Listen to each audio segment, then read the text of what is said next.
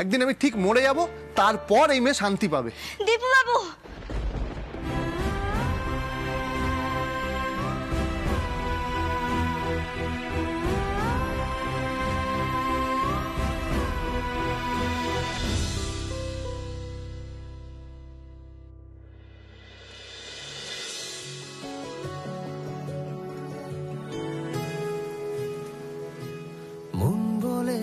তোর সাথে যাব, তোকে নিয়ে চল আজকে হারাবো। মন বলেছে তোর সাথে যাব, তোকে নিয়ে চল আজকে হারাবো। সোহাগের হাওয়ায় মেঘেদের ডানায় এই মন বেঁকে আলে অন্তরালে স্বপ্ন রেখে যায় জোনাকির গানে আদরের টানে। এই রং ছুঁয়ে থাকে ইচ্ছে আঁকে ওই সুখী। কি হলো অপু, তোমার চোখে জল কেন? তুমি এরকম মরার কথা বললে কেন? তাতে কি হয়েছে? আমি তো মজা করে বলেছি। না, মজা করেও তুমি কখনো এরকম কথা বলবে না। আমি না থাকলে তোমার কি আসে যায় অপু? আবার বলছো এরকম কথা? তুমি না আমার কোনো কথা শোনো না। শুনবো, এখন থেকে আমি তোমার সব কথা শুনবো। বদলে তোমারও কিন্তু আমার সব কথা শুনতে হবে।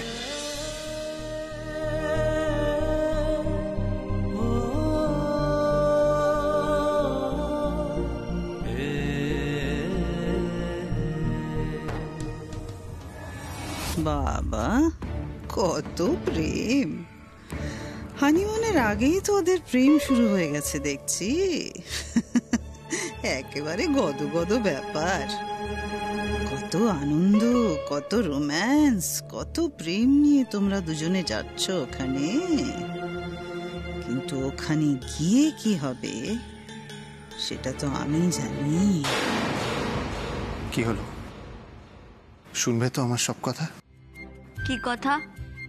ওখানে গিয়ে পুকুরে কিন্তু নামা চলবে না। সবাই তো মাছ ধরতে যাবে, আর আমি বুঝি মাছ ধরতে যাব না? বললাম তো, পুকুরে তুমি নামবে না। কেন কেন? পুকুরে নামলে কি আমি ডুবে যাব নাকি? আবার বাজে কথা বলছো অপু। একদম কিন্তু কথার অবাধ্য হবে না। আমি যেটা বলে দিয়েছি। আমি বলেছি তুমি পুকুরে নামবে না, ব্যাস, পুকুরে নামবে না। কেন কেন কেন? কারণ তুমি সাঁতার জানো না, তাই। সে তো ছোটবেলায় একবার নিউমোনিয়া হয়েছিল বলে ডাক্তারবাবু বারণ করেছিলেন পুকুরে স্নান করতে। তারপর আর বাবা মা কখনো জলে নামতেই দেয়নি। ওই জন্যই তো সাঁতারটা শেখা হয়নি। তাই জন্যই তো বলছি পুকুরে নামতে দেব না। তাও সাঁতার জানলে ভেবে দেখতাম। বেশ, আমি তাহলে ওখানে গিয়ে সাঁতার শিখবো। আচ্ছা ঠিক আছে, চলো তোমাকে দেশের বাড়িতে গিয়ে পুকুরে নামিয়ে সাঁতার শিখিয়ে দেবো। বাড়ির সব লোক তাকিয়ে তাকিয়ে দেখবে দীপু অ্যাসিস্ট্যান্ট অপু গোয়েন্দাকে সাঁতার শেখাচ্ছে। খুব খারাপ, খুব খারাপ তুমি। দূর। আজকে তোকে রাখতে চাইছি খুব, সকালে আমার বিকেলে আমার, তুই ডাক না দিলে থাকবো আমি চুপ, দিনেতে আমার দুপুরে আমার, ঠিক এমন এভাবে তোমার ব্যাপারে, তোমার নিরাপত্তার ব্যাপারে আমি সারা জীবন এতটাই খারাপ থাকতে চাই অপু, এতটাই খারাপ থাকতে চাই।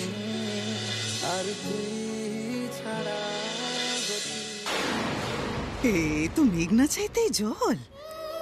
অপু কুমারী সাঁতার জানে না, বাহ দারুণ! এবার ওর এই সাঁতার না জানাটাকে আমি কাজে লাগাবো। একবার জলে নামো তো অপু, তারপর আর কোনোদিন তুমি পুকুর থেকে উঠতেই পারবে না। দেশের বাড়ির পুকুরের জলের নিচের মাটিতে তোমার প্রাণ ভ্রমর আমি পুঁতে দিয়ে আসবো অপু, পুঁতে দিয়ে আসবো। চলো এবার, দেরি হয়ে যাচ্ছে। হ্যাঁ তুমি চলো, আসছি। চলো।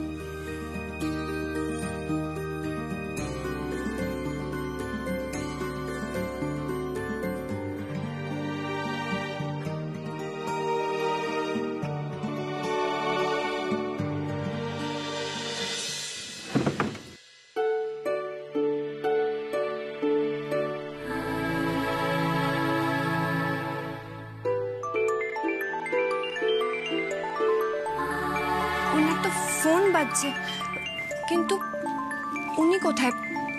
ওনাকে তো কোথাও দেখছি না। আমি ধরবো একবার ফোনটা।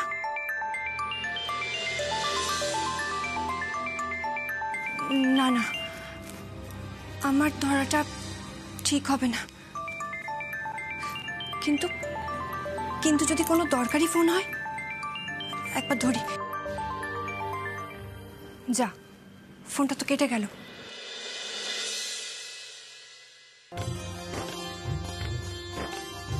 আরে কেউ তো দূর বাবা। ও সেজ বৌদি, আরে ও ছোট বৌদি, তোমরা কোথায়? তাড়াতাড়ি এসো। দিনের আলো থাকতে থাকতে না পৌঁছলে হয় বলো তো? একটু গিয়ে মজাই করতে পারবো না। তোমরা তাড়াতাড়ি করো, দেরি করো না। আসছি বাবা, আসছি।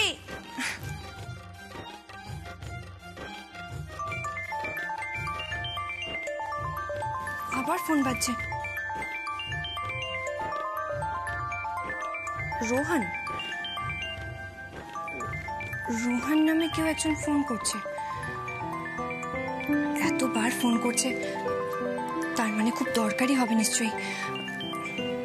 কিন্তু কিন্তু উনি কি বলে আসেননি যে উনি দেশের বাড়ি যাচ্ছেন, 3 দিন আসতে পারবেন না?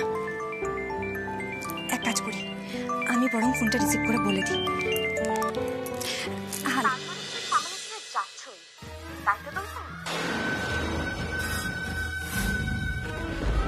কি হলো? উত্তর দিচ্ছ না কেন? তার মানে আজকাল আমার ভালোবাসা বা আমার অস্তিত্বের কোনো দামই নেই তোমার কাছে, তাই না? তাই তুমি বউয়ের সাথে হই চই করে এখন যাচ্ছ হানিমুন করতে? এবার দেখো দৈবায়ন মুখার্জি, আমি কি করি।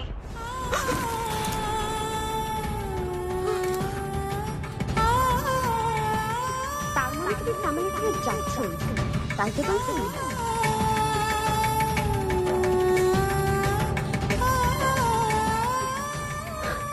তার মানে আজকাল আমার ভালোবাসা বা আমার অস্তিত্বের কোনো দামই নেই তোমার কাছে, তাই না?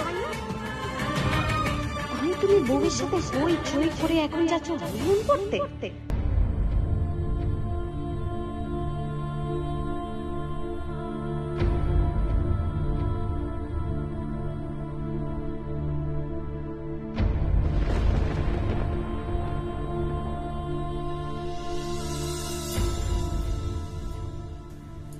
কি হলো, তুমি এখনো এখানে এইভাবে বসে আছো?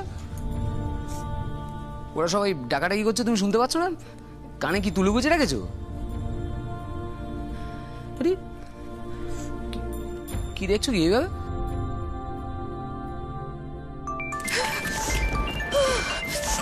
দেখি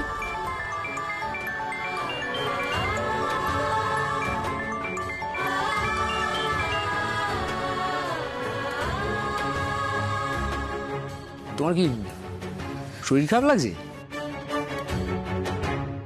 হ্যাঁ,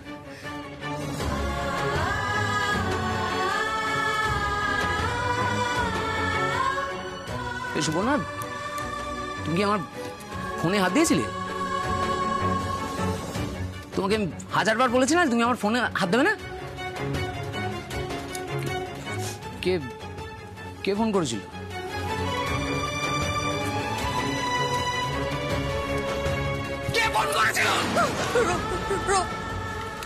রোহন, রোহন একজন ফোন করেছিল।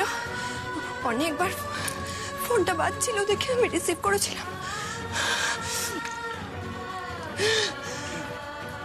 কি বলছিল?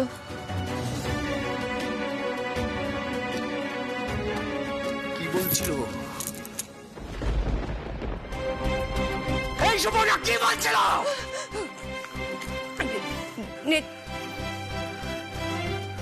নেটওয়ার্ক প্রবলেম,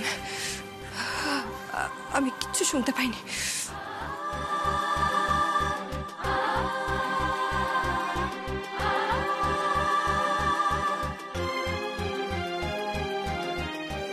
সবাই আমাদের জন্য ওয়েট করছে, আর এখানে একামি না করে চলে এসো।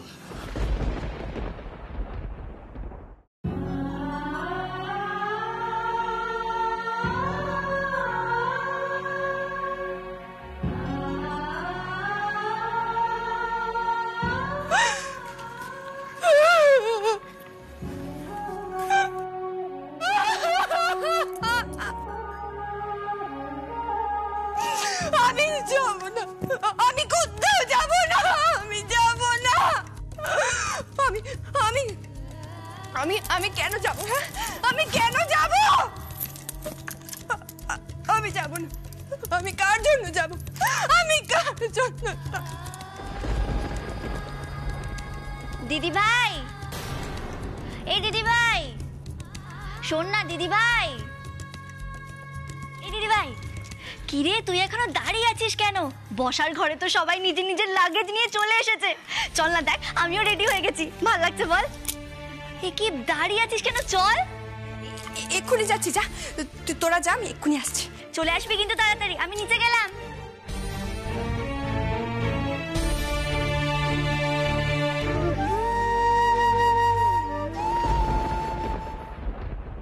আরে কি ব্যাপার, কি সব গেল কোথায়? গোছগাছ হয়েছে? সবই তো নেওয়া হয়েছে শুনেছি, কিন্তু আসল জিনিসটা এখান থেকে তো খেলবো খেলবো খেলবো করে খুব নাচানাচি হচ্ছিল। তো সেই খেলার ব্যাট, বল, ফুটবল, ব্যাডমিন্টনের র্যাকেট এসব কে নেবে? বুড়ো বাপ গুছিয়েছে কি? দেখো কোনো শব্দ নেই। হ্যাঁ জেঠুমণি, সবকিছু গুছিয়ে নেওয়া হয়ে গেছে। আরে বড়দাদা সমস্ত কিছু গুছিয়ে নিয়েছে। আর বড়দা ভাই তো এমনিতেই ক্রিকেট খেলতে খুব ভালোবাসে। মেজদা ভাই ফুটবল, ওরা দুজনে মিলে খেলাধুলার সবকিছু গুছিয়ে নিয়েছে। বেশ বেশ বেশ বেশ বেশ, তার মানে খেলাটা জমে যাবে বল। হ্যাঁ, তবে একটা জিনিস নিয়ে ভাবছি, এত বর্ষাকাল, যেরকম মাঝে মাঝে ঝুপঝাপ বৃষ্টি পড়ছে, তাতে করে খেলাটা সত্যি সত্যি জমলে হয়। তারপর আর একটা বিষয় নিয়েও আশঙ্কা করছি, এতদিন যায়নি, এই বৃষ্টিতে বাগানের মাঠের সব ঘাস লম্বা লম্বা হয়ে গেছে, হয়তো তার খোপে খোপে হয়তো সাপ টাপ বাসা বেঁধেছে। বৌমাদের নিয়ে যাচ্ছি, আবার কোনো কোনো বিপদ আপদ।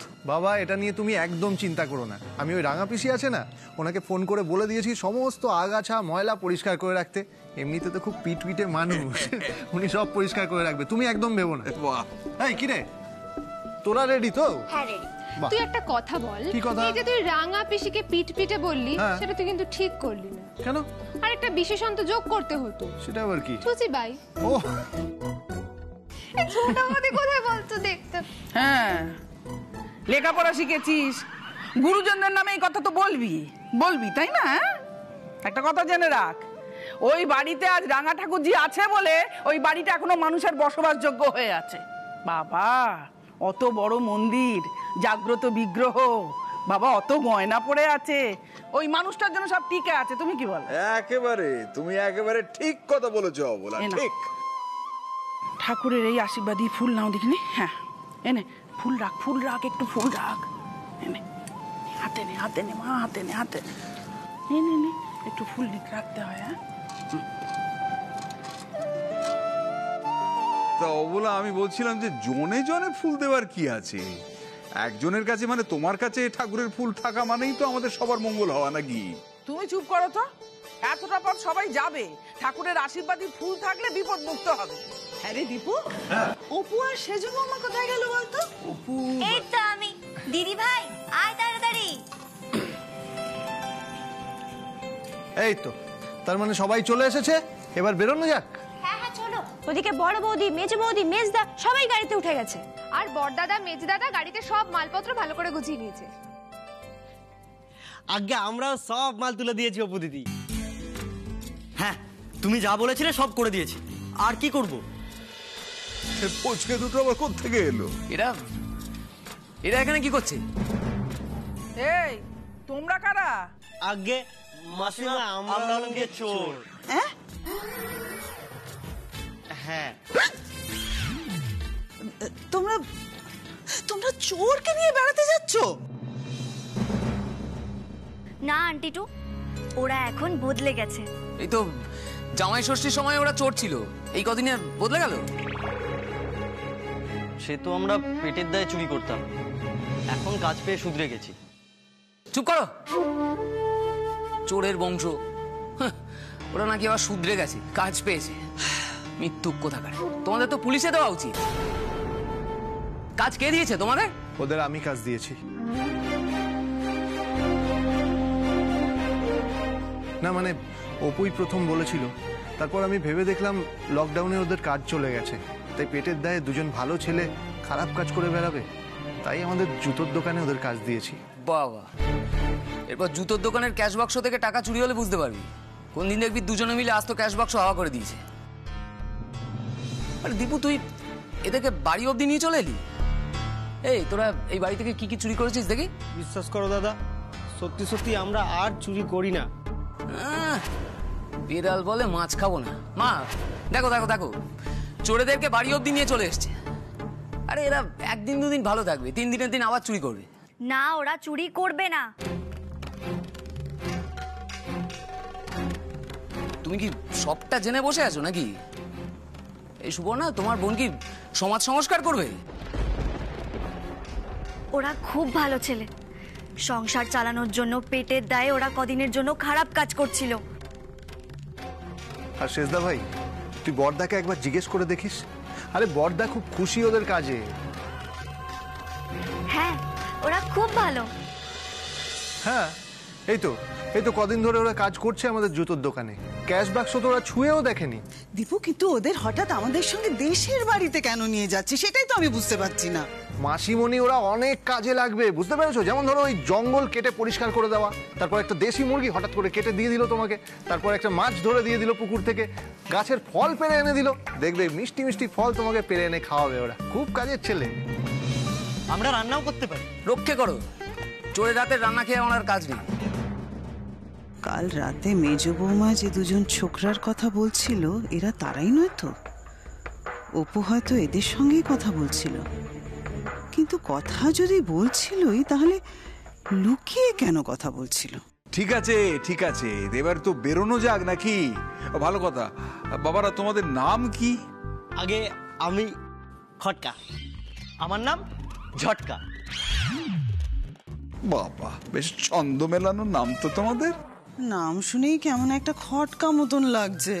না না, আমাদের দুটো সুন্দর নামও আছে। তাই নাকি? বলে ফেলো শুনি। আমার নাম নারগোপাল চন্দ্রবদন বাগুই, আর আমার নাম দুধকুমার বটকৃষ্ণ বাগ। বাবা, আগে তো বলিসনি তোদের এত বাহারি নাম আছে দুটো। আসলে আগে তো সময় পাইনি। এগুলো নাম শুনে মনে হচ্ছে তো এগুলো এক একটা ঠিকানা। থাক বাবা থাক, তোমাদের ভালো নাম তোমাদের কাছেই থাক। ওই ফটকার ঝটকা বলি আমি রাখবো। বাবা, চোর বগল দাবা করে বেড়াতে নিয়ে যাচ্ছে আর তুমি সেটাকে সাপোর্ট করছো? সেজো খোকা, মানুষের গায়ে চোর বলে কিছু লেখা থাকে না। মানুষ তার কর্মের দ্বারা পরিচিত হয়, এটা বোঝার চেষ্টা করো। সে যাই হোক, আমি একটা কথা সকলকে বলে দিচ্ছি, কান খুলে শুনে নাও। দেশের বাড়িতে কোনো রকম গন্ডগোল যেন না হয়, হ্যাঁ, এটা বলে দিচ্ছি আমি। ওখানে প্রায় 100 বছরের পুরনো মন্দির, বিগ্রহের গা ভর্তি গয়না, তার উপর কত বাসনপত্র আছে, তা প্রায় 60-70 লাখ টাকার তো হবে। তা এদেরকে কি না নিয়ে গেলেই নয়? যা ভালো বোঝো তোমরা করো। কি হলো, সবাই দাঁড়িয়ে রইলে কেন? আরে চলো, বেলা তো গড়িয়ে যাবে, তাড়াতাড়ি এসো, চলো না সবাইকে নিয়ে। এতগুলো লোক নিয়ে এতদূর পৌঁছাতে হবে, হ্যাঁ, তাড়াতাড়ি বেরোতে হবে না?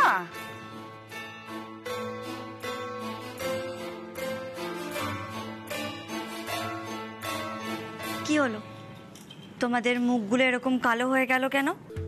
বলছিলাম কি অপু দিদি, আমরা কি সঙ্গে না গেলেই নয়? আর বাড়ির লোকজন যখন চাইছে না, তখন আসলে সবাই অবিশ্বাস করছে, চোর ভাবছে। বাবা এক্ষুনি কি বলে গেল তোমরা শুনলে না? মানুষের কাজই তাদের পরিচয়। তাই তোমরা নিজেদের কাজ দিয়েই প্রমাণ করে দেবে তোমরা আর চোর নেই। এবার যাও।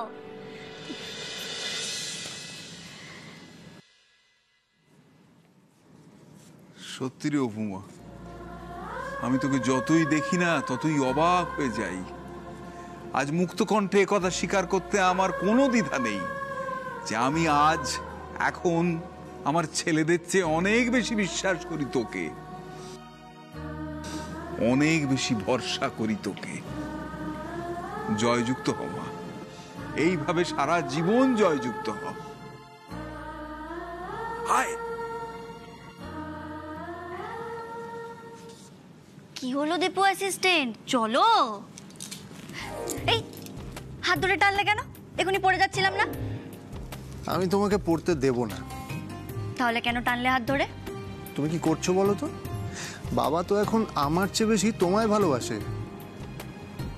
শোনো, তুমি তো হিংসুটে কেন বলো তো? ভালোবাসা পেতে গেলে না ভালো মানুষ হতে হয়, বুঝলে মশাই? আচ্ছা আচ্ছা, আমি বুঝি খারাপ মানুষ? না, ঠিক তা ন। তাহলে?